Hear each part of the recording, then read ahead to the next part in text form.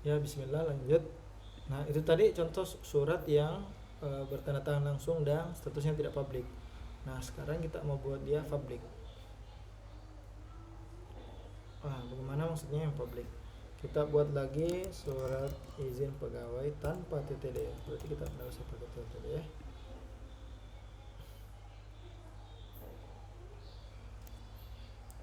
Nah, di sini kita buat dulu yang mana tadi formatnya?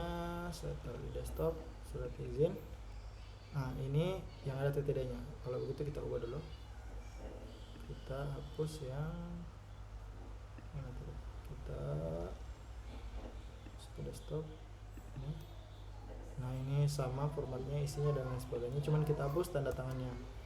Kita save. Baru kita import di sini. Kita save saja biar tidak mengganggu. Atau kita refresh. Surat izin pegawai, di sini kita tidak kasih TTD. Terus kita pilih di surat izin yang ini. Apakah dia dapat diakses publik? Iya. Apakah ini? Yang penting dia bisa mengisi formnya di luar atau tidak, atau dia hanya bisa diakses seperti begitu. Nah, ini saya kasih contoh. Yang awalnya itu dia hanya bisa diakses, atau kalau mudahnya, cara mudahnya kita buat kita kita buat saja ini dulu yang dia sebagai ya. Jadi nanti ada formnya. Jadi kalau kita lihat masuk ke depan, download surat itu ini ada surat magang, surat aktif kuliah. Nanti di sini akan tertambah yang isi form ini, yang iya di sini. Ketika dia tidak, dia hanya bisa lihat data. Yang penting dia public statusnya. Jadi itu syarat utamanya harus public dulu baru bisa form atau tidak. Nah, pada saat ini kita buat form, jadi nanti pegawai bisa mengisi formnya sendiri. Nama, nomor uniknya itu nomor pegawai. Param satunya tadi divisi. Param duanya masa izin atau lama izin. Param tiganya tanggal mulai sampai tanggal selesai. Param empatnya tadi berisi keperluan. Nah, kita simpan. Nah, setelah disimpan, nah ini ada dua. Ini yang surat izin pegawai yang tidak ada tanda tangannya. Ini surat izin yang bertanda tangan yang kita langsung buat. Nah, jika seperti ini kita bisa buat juga, tapi nanti tidak ada tanda tangannya. Bisa lihat juga. Bisa juga dikirimkan langsung linknya kepada pegawai. Kita klik ini. Nah, di sini ada formnya buat sesuai yang kita buat tadi. Nah, itu juga ini sebenarnya juga ada di sini. Kalau kita refresh ini nanti akan keluar. Nah, surat izin pegawai dia itu masuk di dalam surat izin pegawai. Nah, kita bisa isi form. Nah, tampilannya sama. Nah, ketika kita buat, misalnya saya buat lagi Hamdani, nomor uniknya 12345, divisinya komunikasi, masa izinnya 2 pekan, ini tanggalnya, ya anggaplah seperti itu. Untuk bertemu orang tua, captchanya 373. Simpan dan download.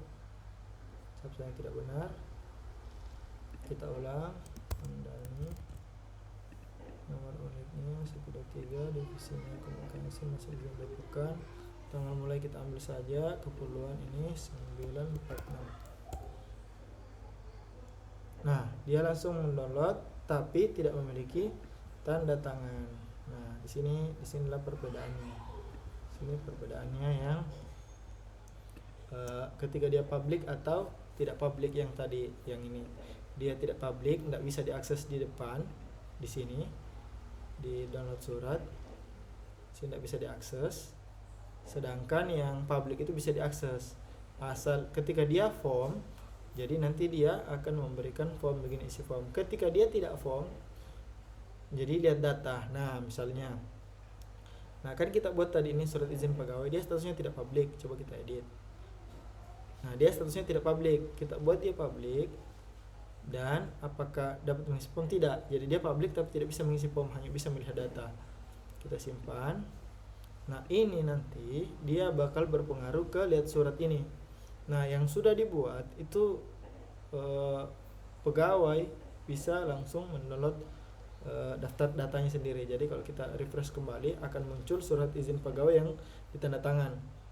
Ini bisa lihat data, nah, dan dia tidak bisa buat formatnya. Nah, ketika format yang sudah diimpor tadi akan muncul dan tinggal di download suratnya.